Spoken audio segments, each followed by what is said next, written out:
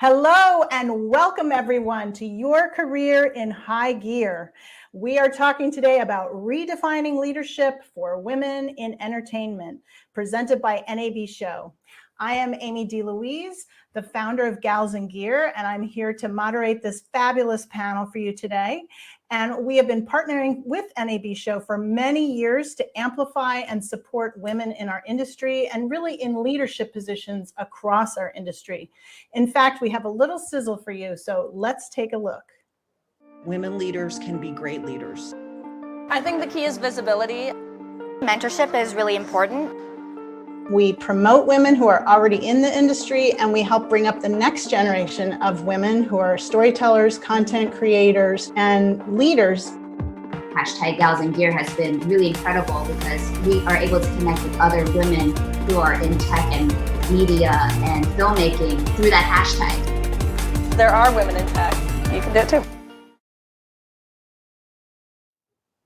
That gave you just a little taste of what we've been doing at NAB Show. And one of the reasons we've partnered with NAB Show is they have really been committed to amplifying and supporting women. And that is our passion and our mission at Gals in Gear. So it's been a great partnership. And in fact, we are super excited to bring at this coming NAB Show our Women's Leaders Career Accelerator. It's for emerging women leaders. So I hope that you will go to nabshow.com and take a look. All you have to do is go to nabshow.com, put in Gals N Gear, that's GALSNGEAR. You will find our Emerging Leaders Workshop. I hope you'll sign up and register. And in fact, we have a little something special for our friends at TheWrap.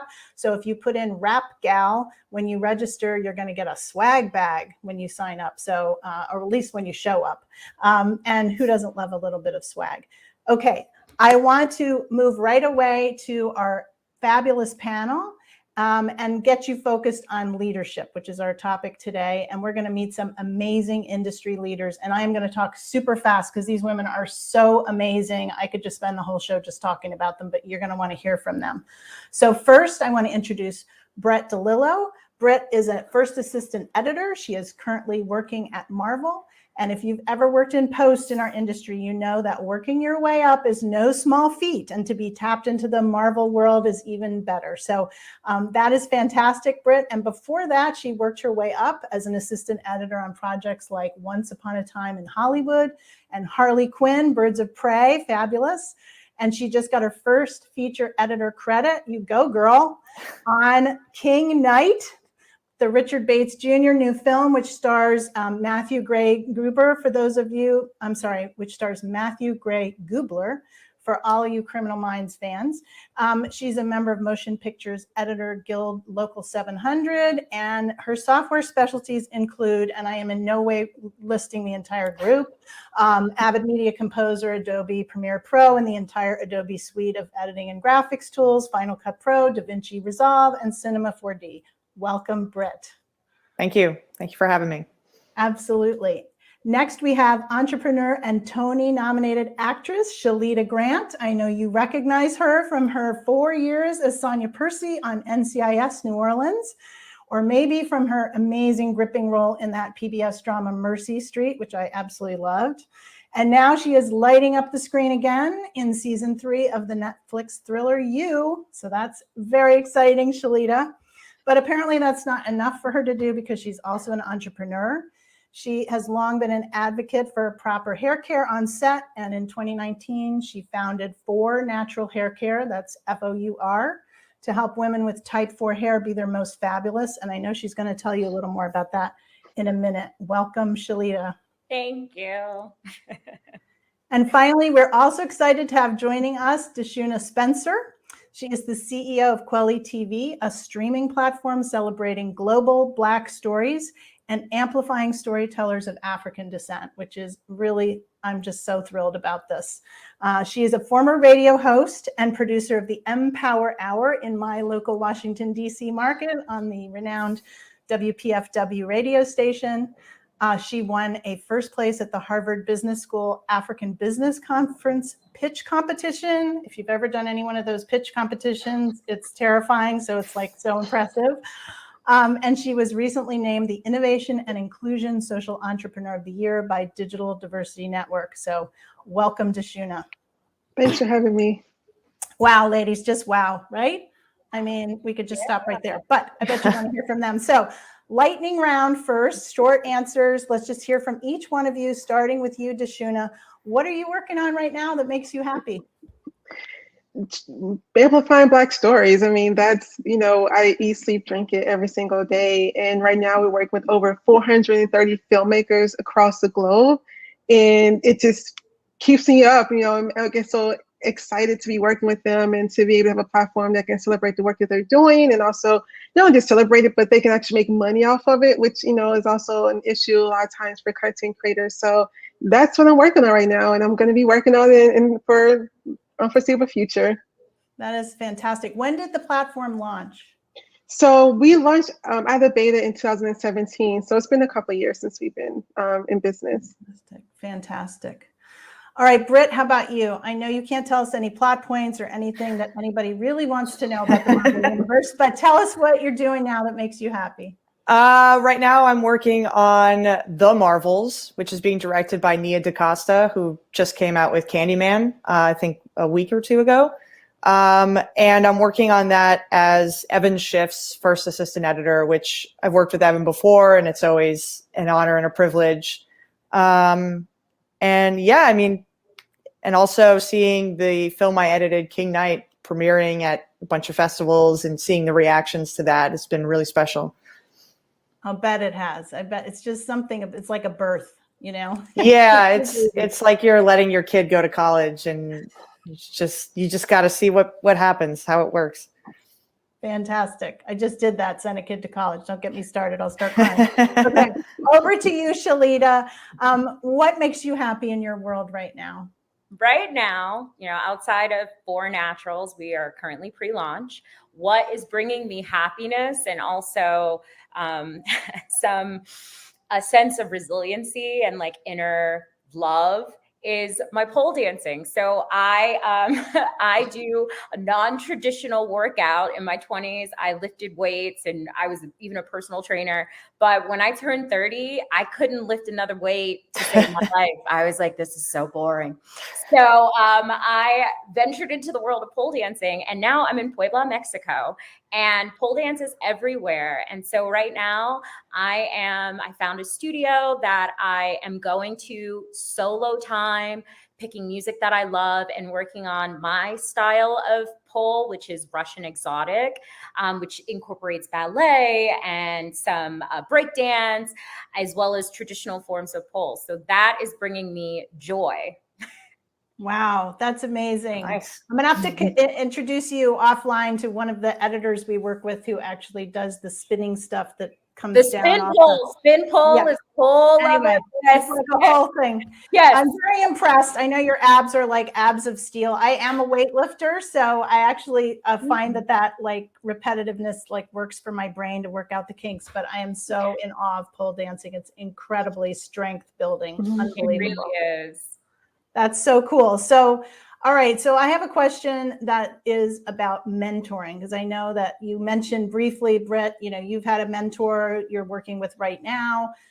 Many of us have had mentors along the way. And so just starting with you, Brit, I mean, tell me a little bit about what that means to a person to have a mentor, and, what you see as your role maybe for the next generation coming up. Yeah.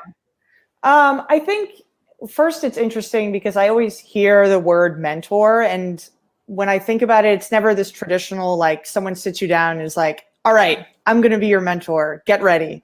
It comes in a lot of different ways and shapes. And I've had a lot of, I guess you could say, traditional mentors through the other first assistants that I've worked with, who just enabled me and gave me the ability to try things out and to take things on by myself, and who challenged me to, step outside my comfort zone or be vulnerable in terms of like, oh, hey, can you like edit this? And you're like, what do you mean? I'm just an assistant. You want me to do this?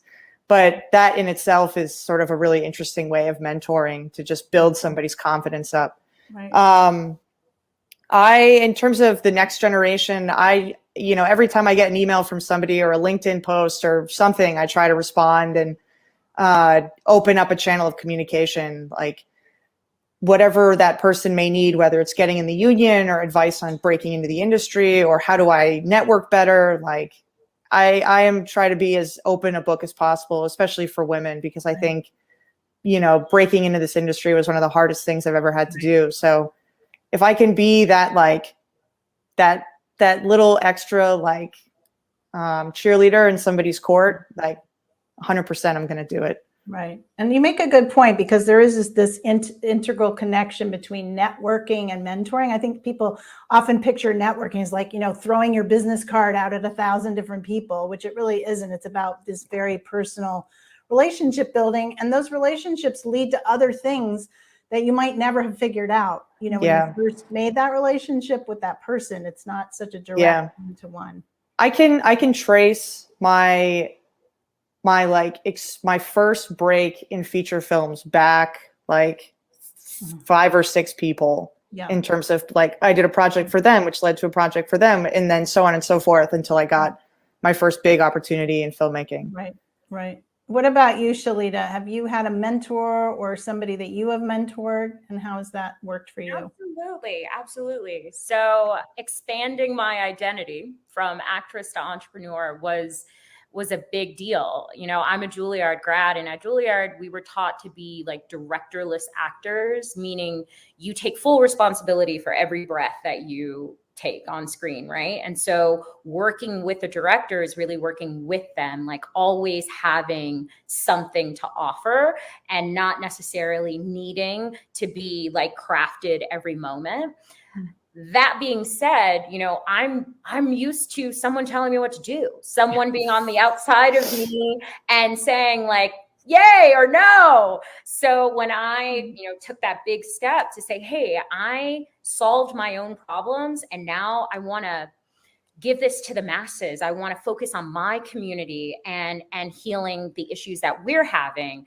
I started out the patent process, and now we are a patent pending company. And when my patent goes through, I will be the second Black woman to have a natural hair product patent, as well as a patent on proper detangling methods for type 4 hair, or our curl friends. That's how I refer to it for naturals.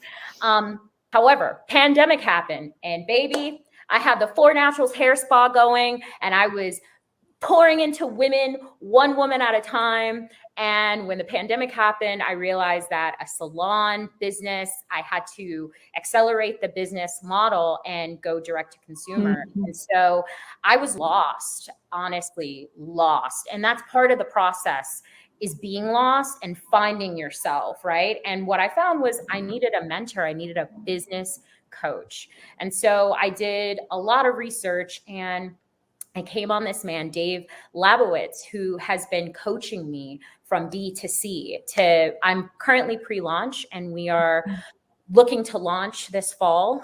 And he's been integral in ways that I didn't even realize. Like, I've been in therapy for 12 years. I've had every modality of therapy. And this man has really helped me like put my finger on my imposter syndrome. And I've been using mirror work actually too in my pole dancing, like when I first started, and also learning how to accept my natural hair and the sensuality that comes with it through my pole dancing. And what Dave has done is he gave me this mantra that actually came from Marian Wilkinson, who is like, has since like gone off the deep end, but a broken clock can be right twice in a day. So she has this piece. My deepest fear is not that I am inadequate. My deepest fear is that I am powerful beyond measure. And so that's something that I say to myself, that whole piece every day. And right. Having to tell someone like, hey, like I created something that I'm afraid of. You know, having him coach me through that has been, it's been amazing. And it's something that my vulnerability and my sensitivity is something that I realized is a superpower that I can give to other people who are struggling with the same thing. Right. Well, you really bring up a good point about the mentor relationship also ties into our relationship with ourselves. Yeah. And it's really something that we have worked on in our Emerging Leaders Career Accelerator, and that we'll be doing at nabshow.com, is we actually do a pre-assessment for every single person who takes the workshop, and we take the time to walk them through the results of that pre-assessment. And it really looks at sort of what your leadership strengths and styles are and where some of your gaps might be, so that it doesn't just hit you. I think for me anyway, it was not so much a surprise, but a reiteration of kind of what I knew about myself, but I maybe had not articulated to myself about where I could do better.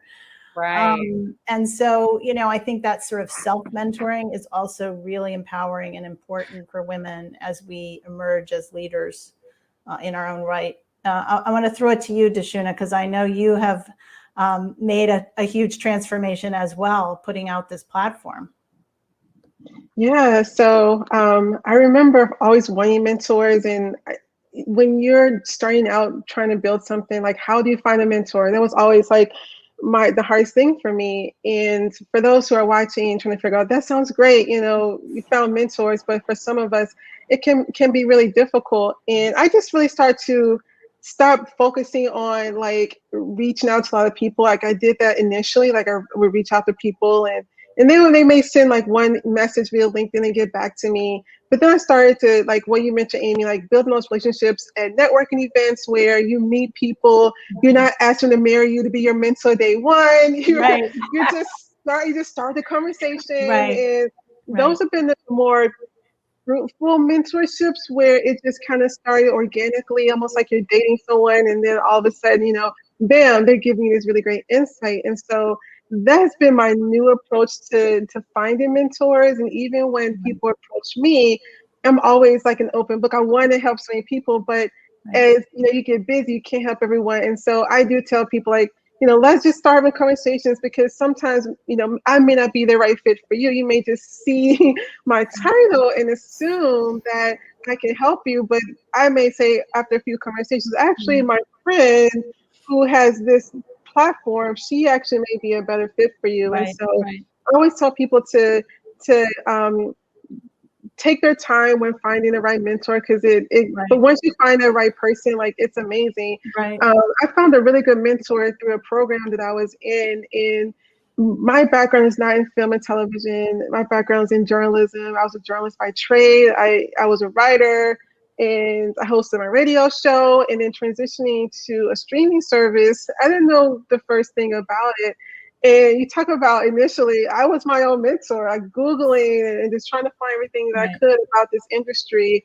And so you talk about the imposter syndrome. Oh my God, to the point where I actually felt like an imposter because I didn't really know much about the industry.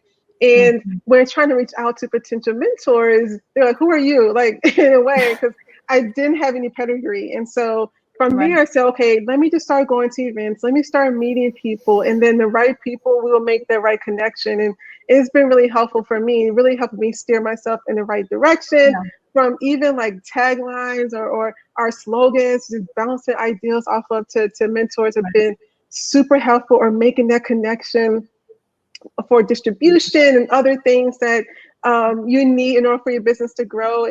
It's all about finding that right person. And I always tell people there are different mentors for different things. Like, you may have one mentor that's really focused, that's business savvy, that, can say, I don't know, I think you should think about this for a revenue model. And then there's that mentor that's really focused on the mental part of you, right? That's saying, giving you those affirmations, or saying, did you sleep today? Don't always pull an all-nighter. And so I always tell people that it's like having that one friend that's gonna, fight for you, that one friend that's gonna hug you. Like, same thing with mentorship, always making sure that you have a group of people around you who care about you, that may play different roles in your life. Right. Well, that's a great point, that you have multiple mentors, and it's not just reaching out to one person. And, I will say that for me, a lot of the people who I've connected with, they've asked me, what can I do to help you? Not the other way around. You know what I mean? And some of those people have become really close friends. And I mean, I'll give you an example. this actually happened at an NAB show when I first founded Gals and Gear, and a woman, Adrienne Ashley, reached out to me just through the hashtag, like, I'm here, I just arrived, and I was like by myself in my hotel, and she was like, well, hey, do you want to get a drink? And she ended up being instrumental in launching our very first NAB show live experience and some of our networking events, and she just gave me so much confidence, and she came from a totally different side of the industry. She'd produced a bunch of television series, and we just came from different worlds. I'm more in the nonfiction side of the industry. And it was really just, her being really open, and just saying, I'm here, what do you need? And it was amazing. So I think those kind of connections, it doesn't always have to be this very intentional, like, I'm going fishing for a mentor. I'm going to throw out my reel and find the exact mentor I need. Sometimes those mentors find you. And they want that connection too. So it's very helpful. Mm-hmm. Let's talk about. And they want to learn from you too. They may want to learn from you too, right? It's it's reciprocal. Oh yeah, totally. And don't think it's an age thing either, right? Because a mentor can be younger than you.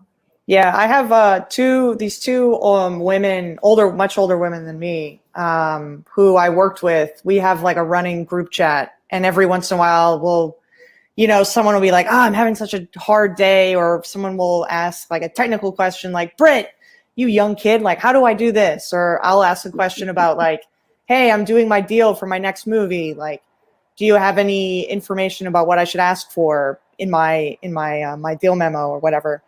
But yeah, that's just such a good, like, little 3-person group chat full of information and affirmations, and just, yeah, it's really helpful. Well, I want to talk about obstacles because I know we've all faced them. I want to ask each one of you about like a moment that I guess I'm going to call the did not see that coming moment that I think we've all had at some point. And Shalita, I thought you might want to talk a little bit more about what made you develop this whole hair business. Oh my God, yeah. So let's back up to 2018. I had just left my show, NCIS. For those who did know Sonia Percy, you knew that she struggled physically. But what you didn't know was, how bad that struggle was. So 2017, I actually have a photo of, this is really sad. This was what was going on underneath my wigs. So I was wearing these wigs, and the perimeter of my hair was supposed to cover those wigs. And so because I have type 4 hair, my hair couldn't, so I had two problems. I had the lack of knowledge and the mandate from my production company. And then I had the reality of my hair and its fragility. And it's, it couldn't withstand heat styling, heat straightening. So I ended up leaving that show because not only was I starting to bald in the front, I had already developed a bald spot in the center of my hair. So 2018, I was like, all right, I'm going to heal. I'm going to heal internally, but I also have to heal physically. And so I got interested in, play therapy, and I acted as if I was a cosmetic chemist. My background for my family is that my family's been hairstylists since before I was born. So I grew up in the hair salon, and I knew what hairstylists knew about hair, which was nothing. So cosmetic chemistry is where you actually learn about hair. So I started researching cosmetic chemistry. I started researching Ayurveda and Ayurvedic herbs. And in 2019, I developed what we now know is the 4 Naturals treatment. And the thing that I didn't see coming was that all of our problems, and I'm saying our, and I'm speaking specifically to Black people, all of our problems with our hair can be solved with plants. Our society has told us that, we need chemicals, that our hair is like, there's nothing natural in the world that can solve the problems of porosity, growth retention, curl definition. Like, there's nothing out there, and there is. And it was so simple. And I guess for me, the imposter syndrome was, this is something that I'm from Virginia. And as a little girl, I would hear this a lot. Who do you think you are? who do you think you are? And so for me, when I saw what one treatment did, and then when I saw what 3 treatments did, I had a moment of like, who do you think you are? Like, you can't be the one to solve centuries old problems. And so now, 2 years from there, we're now patent pending, dermatologically tested, and pre-launch for the fall. And I was able to do a show that has billions of viewers, billions of views for you on Netflix. And the character that I play is like the baddest bitch, all right? And I use that second word like with intention. She's a bitch in the beginning. And we all know, the politics of pretty. Even if you don't intellectually know it, you feel it, you sense it when you're in friend groups with women. And, for me as an actress who is dedicated to transformation and character work, my hair is part of my story. And so I know, had I not solved those problems back in 2019, I wouldn't have had the opportunity to do Sherry Conrad for you on Netflix. Right. Well, that is an incredible journey. And I think, you're also talking about not just obstacles, but, taking risks with our own, we have these great ideas, and sometimes we have to take a risk and just pursue it. And I know DeShuna, you did that launching kweliTV. I mean, obviously you were yourself a content creator. You could have kept going down the path you were on. What made you take that risk? So that's an interesting question. Right before I started kweliTV, I had done one documentary, and I really wanted to go into this documentary phase, which is a good transition from a journalist to a documentary filmmaker. It's very similar.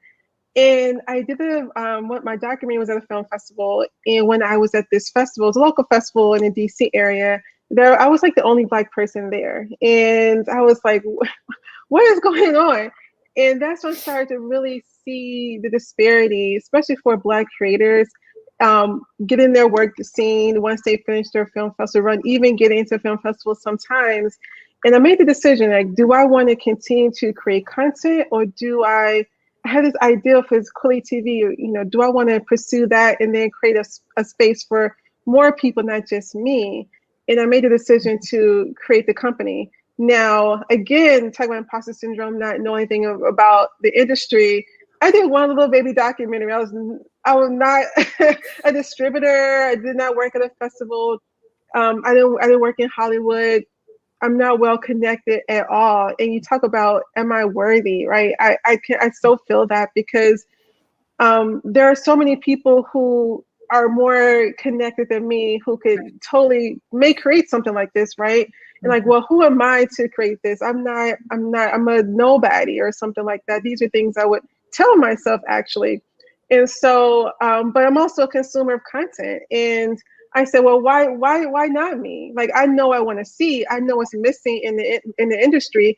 I know when I turn on the television and I don't see certain characters, I wish I could see, or certain stories I wish I could see, or I turn on the History Channel and it's another documentary about Hitler. Like, how many documentaries can we have about this one person? Like, I'm so sick of Hitler. I'm so sick of Hitler. It's ridiculous. Or you watch, The Men Who Built America. Like, there are no women, there is no one of color, it's just all men.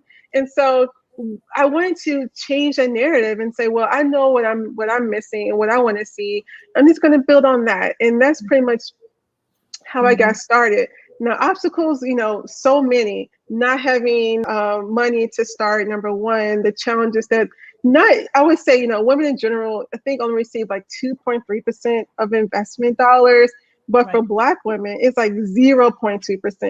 It's horrific. It's less than half of 1%. I didn't know that going in. I was totally oblivious to the fact. That's probably good. That's probably good you didn't know it. Yeah. Ignorance is bliss, because I was like, wait a minute, do I really want to go down this road?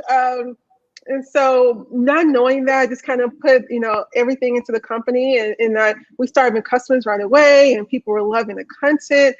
I'm going to get investors. It's going to be rainy investment dollars. That's kind of what I envisioned. And years later, you know, it was crickets. It was, you know, very, very dry getting investors to see the vision of what I was building. And so that was probably like the biggest challenge. But, you know, for those who are watching and like, you know, how do you overcome that? You know, I made a decision, and I was like, I would never let an investor, some bro in Silicon Valley, some bro in LA, to determine my success or failure, because they won't write me a check. I don't, you know, and that has been my philosophy, and that has what has kept me going despite all the challenges that I've been facing running the company. That is amazing. I can definitely relate to that a little bit. Just when I founded Gals and Gear, it was a similar thing where I kind of felt like, you know, where are all the women at this event that I'm attending? Or, you know, I'm at some technical conference and, you know, why are there no more women on stage? Or I'm the only woman, like I'm the token woman at this panel or whatever. And I knew there were more women out there. I already knew some of them, but I also reached out to others. And that's why I felt so lucky that NAB was excited to join me with this initiative at NAB Show, which is one of the biggest events in our industry, right? 90,000 people normally, not during COVID.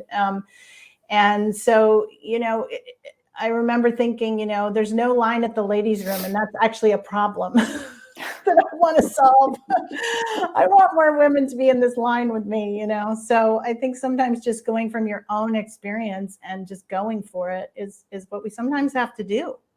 And it's inspiring. Can I just say, DeShuna, before I even knew like who you were, the press on kweliTV, like I'm on Instagram all the time. I don't like to admit that, but it's true. I'm dedicated to that app. Anyway, I have to say it was so powerful. I guess I was like laying on my bed or something when I saw that kweliTV and I saw the mission, like as a little Black girl growing up watching like Warner Brothers, like the Warner TV station, and like that block of shows, knowing that someone was stepping out to do a streaming service to fill that need and fill that void, and watching like Nollywood films when I was like 15, like so powerful, like our actions, you never know like how it's affecting other people and where they are in their life. Thank you for that. Thank you. Brit, I want to ask you a question, because I know from my experience, there are many more women editing in the nonfiction side of the industry and the documentary side. Unfortunately, I think sometimes because it's less well paid, but you know, I'm hoping that's not the only reason. And I certainly know women in the action film tentpole movie side of that business, but I'm just wondering what you're seeing. Are you seeing more women come into the post side of the industry? Do you still feel like there's work to be done there? I feel like there's a tremendous amount of work to be done. I'm working with Evan Schiff, but I'm also working with Katrine Hedstrom, who's Nia's usual editor. And I think that might be the first female editor that I've worked with in my career. No, second. But still, I've worked on like 10 movies and there's only 2. And okay, after this, I'll introduce you to Marianne Brandon. She's J.J. Abrams. I mean, they're kind of the ones, you know, Mary Jo and Marianne, they're like the ones that everybody knows. And obviously like Scorsese's editor, Thelma, and there are a few very high profile female editors, but I think kind of a gap. I feel like, you know, age wise, like there's not necessarily, that there should be right after them. It's very weird. And at least for me since I'm a first and I've been in a position to hire other people, and I always mandate myself to hire women, hire people of color, like first. For King Night, I had to hire an assistant to work on all my dailies for me. And I had a male candidate and a female candidate. And on paper, the male candidate had a bit more experience and was maybe more geared towards what I actually needed. But I went with the female candidate because, like, who am I to sit and talk about like women in film if I don't take that moment to hire a woman in film and possibly mentor her? And like, you know, I'm like, any question that she might have, I can answer it. I can help her through it. That's not really a problem for me. I'd much rather much rather give people that opportunity. So I'm always looking for those resumes and looking for those people first, because I think there's a fair amount of posturing in this industry of, we want to hire women, we want to hire, people of color. And when push comes to shove, I've thrown a bunch of resumes at people, and the male candidate with a spotty resume and who everyone thinks is a jerk still gets the job. So you're just kind of like, okay. Yeah, I mean, cool. I think part of it is just our industry is very risk averse, right? Everybody wants to work with someone they already worked with. Yeah, it's really hard to break in. So if any of you are watching and you're thinking like, how do I get my career started? There's a lot of different strategies for that. And, one of them is just to basically go out there and be a production assistant in whatever department you're interested in, and really, get those, start to build your own roster of relationships, because that's really the only way you can kind of work your way in and have people know you and know you're dependable, even if it's not in the exact area, right, that you're ultimately trying to get to. And even, sorry to cut you off, and even if it's not to discourage everyone who's watching, if it's not a PA, like I have a friend of mine who basically like reached out to every visual effects editor that he could find, just on LinkedIn, on Facebook, everywhere. And he sent them his resume and was just like, hey, I just want to chat, want to have coffee, want to do a Zoom call, just want to get to know what it's like to work in your role, on your show, what kind of stuff. Like, even if you hear the exact same answer 500 times, what matters is that's one more person who's got you in their head to be like, oh yeah, I spoke to that I had a conversation with someone. He seemed like he really wanted to, he seemed like a good kid. Like, let's bring him in. Right. And he ended up PAing through that. He ended up PAing on Us, the Jordan Peele film. He's got a great job at Warner Brothers now. And it was all because of that, just determination to get his face and name out there. And I think women are sometimes, not always, but sometimes a little anxious about just doing that, just putting themselves out there. I think you all have clearly done that. But sometimes women don't have that confidence, or they do have that imposter syndrome, which they shouldn't have. So that is definitely something we try to address in our Emerging Leaders Career Accelerator. And it could be for women even who are farther along in their careers, mid-career, they're, director level or manager level at a big media company or a tech company. So we encourage all women to look at our Gals in Gear Career Accelerator at NAB Show. And you can find us on the website, nabshow.com, and sign up. Use WrapGal as your code so you can get some swag along with all the confidence you need to move to that next level, whatever it might be in your career. All right, I have a couple of other questions for you. One coming from our audience, which is, okay, now you guys are all younger than I am, I think, but what is something you would tell your younger self that you wish you had known earlier in your career? I'm going to start with you, DeShuna, and then go around the horn. That, I would say it's a hard question, because when I was younger, I had such low self-esteem, and I didn't see myself as being worthy or see myself as being anything, because a lot of people didn't see it in me. I think people underestimated what I could do, and I internalized that and believed it. And so I probably just told myself, don't believe what society tells you that you are. Just continue to focus on, what you want to do in your life, and you'll be successful. You may get knocked down, but you're strong, and just, pick yourself up, dust your shoulders off, and continue to be the best person you can. But I would just encourage myself, because I had such low self-esteem growing up. How about you, Shalita? I would probably say that your curiosity and sensitivity is your superpower and not a character flaw. Like, I grew up being told all the time that I was too sensitive, that I asked too many questions, you're nosy, all of that comes with, being a young Black woman. And so, like, if I look back at all of the risks that I did take, I was led by my curiosity and my sensitivity. You know, as an actress, it's like, what do you mean your sensitivity? It's like, that's what you do. But there is a place, like this is a business. So, you know, there is a place for your sensitivity, but actually our gut feeling, like you got to trust that in all things. Mm-hmm. Interesting. How about you, Brit? Is there something you would tell your younger self? I'd tell my younger self to get on antidepressants probably. But I would have told my younger self to take better care of my mental health entirely. I've had some setbacks within the last couple years that were really scary and were the result of just ignoring that for years. Even with therapy and being generally an open person, I just would have probably, looked at young me and just been like, take care of yourself. Like, don't push yourself too hard. You're worth it. You're good enough. You're good enough. That's what I tell myself. Yeah, that could definitely be on a t-shirt.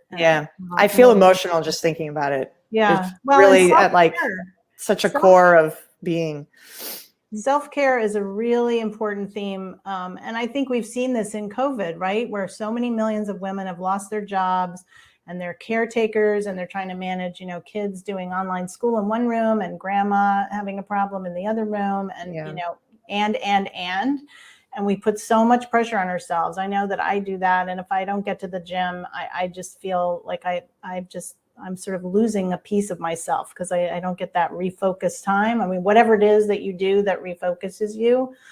I think, unfortunately, women have traditionally, culturally, always been the caretakers of everybody else's health but their own.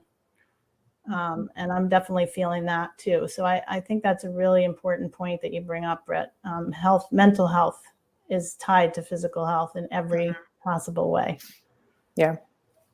Definitely. Well, one question I want to ask is just on your path that you're currently on, what is something that you need right now that you are looking for, you know, to take your leadership to another level? What is there some little piece that you're working on, you know, that's still a work in progress, you know, because I don't want everybody out there to think like these women are all perfect and everything they've done is, you know, it's just, you know, right? Am I right? So what's something you're still working on? And maybe it is that mental health piece, but anything you want to suggest? Anybody just jump in. Well, I'm not projecting any perfectionism over here. Anything. I feel like I'm a poster child of like what can happen if you're like committed to that. Like the expectations that we put on ourselves and the time, right? Like, I think we all know on some level that we're all going to die. And so, you know, 10 out of 10. Getting a little deep, everybody. Yeah. 10 a little existential here. But with that urgency comes like so much self-hatred and like so much, you know, just like putting the holes on yourself. So if anything, I feel like I really need more ease in my expectation of these goals, right? Like, okay, if you don't meet this deadline, or if you don't, you know, what's the worst that could happen, you know? And that's not a reflection of who you are, you know, like where you are is not who you are. It's just part of your journey. So I think that ease and just like more of that space to go slow. Right. It's a good point about your title too, right? Because we're in an industry that's very title oriented, you know, in many ways. And we feel that discomfort within ourselves if we can't latch into some particular title for some project we're working on or whatever, but that's not really what the work is about ultimately. No. DeShuna, anything you're still working on? I would say I've really been focusing, at least trying to more self-care as an entrepreneur. It's just so hard. I would say when I started the company, go hard, go, I'll sleep when I die. You hear those types of things. And, I sort of, bought into that. And I actually I don't believe it, but because there's so much stuff to do, like I get very little sleep. Like I was up at 3 a.m. the night, but last night and the night before I was up at 4 a.m. I'm not bragging. Like it's hard. Like I don't want to be up that late. And I'm really trying to figure out ways in which I can sort of, okay, DeShuna, you didn't finish everything you wanted to, but you've done enough. Like, don't beat yourself up about it if you don't meet every single thing on your to-do list. Because we live in such a society where you get a little bit of press and people have these really big expectations of you, and you don't want to let people down. You want to let yourself down. You want to continue to kind of live up to maybe how people see you, and you want your business to be successful. I think we all want to be successful, and we think like if we do something for ourselves, that will take away from success. It will take away from those from what you want in the world. And so it's very, very hard for me to kind of take a break and say, I'm going to take a nap, or I'm going to go to bed at 10 o'clock, or I'm going to sit and watch, Chopped or something. It's so true. And, I recently started doing the out of office message that a lot of people who are staff people do, which is, I'm on PTO, and, I'm an entrepreneur as well. I run my own business. And so there's really not anything really like PTO. I mean, but somebody mentioned it to me, like a client. They're like, "Oh, I'm so glad you're taking, time off." And it's like, I never had turned that on before, like, I don't know what I was thinking, but it was like, hey, other people are like saying, hello, I'm doing a thing now that doesn't involve you. I'll get back to you in a week or whatever. But I hadn't done it before in decades of running a business. So, making that space for yourself to just take a breath. Yeah. My therapist often, I never really thought of this, but I kept saying like, I should do this. I should do this. I should do this. My therapist was like, not should, could do this. And that was really something that I had to keep re-saying in my mind. Like, oh, I should work on this visual effect shot. I could work on this visual effect shot. The movie will be okay if I don't do it until tomorrow. Right. Well, one of the things I love about our Career Accelerator is we actually have a map graphic that everybody has, and it maps out these different sort of points. And so there are things that you plug in that you could do for your leadership brand, learning about negotiation skills or all these different things, financial management, all these different pieces of, learning how to get to the next level. And we sort of put these markers out so that we can map it out and visualize it and see what we could do and what we want to do, not what we should do or what we wish we had done before, any of that stuff. It's all future. It's all mapping it to the future, which I really appreciate because I'm definitely a big should person. So, and I feel that's sort of like a family thing too. Sometimes you get that culturally ingrained from your probably mother. I'm sorry to say, Mom. So I like sort of being that future orientation and thinking like, what could I do? That opens up such a different frame. I love that, Brit. Yeah. Interesting. So one more lightning round before we go. This is kind of a big question, but typical of me, I'm going to ask you the biggest one last. But if you could name one thing, I know there could be so many, one thing you'd love to see in our industry, but just one thing that would really signify, real change in terms of women, LGBTQ, women of color, AAPI, all people who identify as women in our industry, what would that one thing be? It could be something small too. It doesn't have to be a big thing, but just one thing you could think of. Anybody want to venture into that question? I would say ownership, as, I want more of us to own like our IP, own our own companies, create our own marvels. I think it's so important for us to do that. As an entrepreneur, especially in this streaming space, there aren't many women who actually own streaming services. There's such a few of us. And I'm always, at these events where I'm talking virtually now, and I'm always the only woman, that's speaking on behalf of the industry. And I'm like a twofer for them, right? I'm Black and I'm a woman. So check, But wish there were just more of us there. And I think that historically looked at women as the ones who are the talent sometimes, or but not the ones who are actually calling shots and making decisions. And I just want to see more of us in those roles.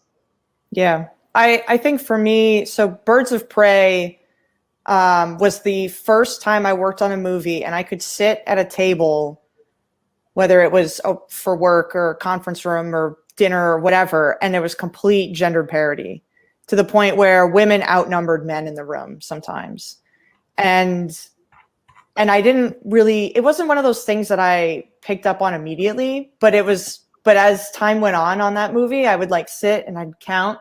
You'd be like, okay, it's totally equal. And then I went from that to another show where I was the only woman on a 15-person Zoom call. And I was like, no more. I can't do this anymore.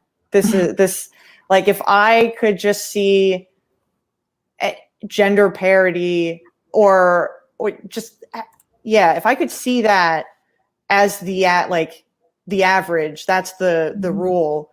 I think that would be right. That would be amazing because it's incredible to have it, and it sucks so much to lose it. Right. You don't realize it.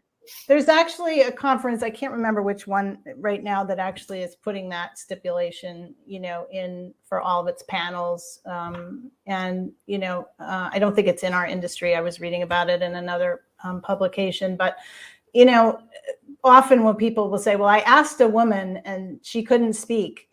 And so, like, what do you mean? You just asked one woman? You stopped at one? There's just one and that's it. She couldn't do it, right? Or I asked one Black woman, or I asked one Asian woman, whatever it is, and it's like, okay, don't give up after one. There's a lot of us out here who know what we're talking about. So ask another woman, I guess, would be one of my slogans.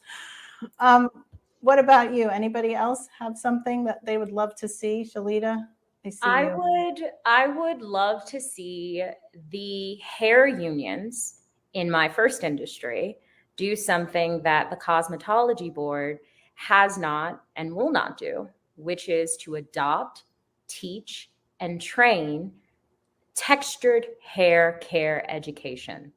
Because in the year of our Lord 2021, it is still more common than not for people of color, women of color, to have hairstylists who know nothing about their hair. And to not have the same experience as their white counterparts when they get to work. A lot of us have to do our own hair to show up to work. A lot of us are, if you can't do your own hair, there's not much else they can do for you. And so you are on screen in front of millions of people and not feeling your strongest self. And at some points feeling humiliated even. So that's something that I would like to see. Okay. I'm with you on that. We'll talk offline. Maybe Gals and Gear can help with some of that too. How about you, DeShuna? Anything you want to see? Oh, I went first. I missed you, Brit. Sorry. Brit, I missed you. I think I win as well. Okay, good. There's so many things. We could probably go around at least twice more. Right. I hate to say that, audience. Well, this has been just an amazing conversation. I know that if we were sitting in a room, we'd still be talking and there'd be so much more to talk about and maybe some things we could do together. So I hope we will continue that conversation offline. I want to thank all three of you for joining us, Brit DeLillo, DeShuna Spencer, and Shalita Grant. It is just a privilege to meet all of you. I wish I could meet you all in 3D. And I know DeShuna and I are not too far apart, so we might actually get a chance to do that, which would be really wonderful if you can take a little time in your schedule. Maybe we'll go for a walk. So it's like a health moment. I've been doing a lot of walking meetings, instead of the Zoom thing, and I find it's really good. And again, to everybody watching, the one thing I have loved about being part of the Gals and Gear community is it is a supportive community of women.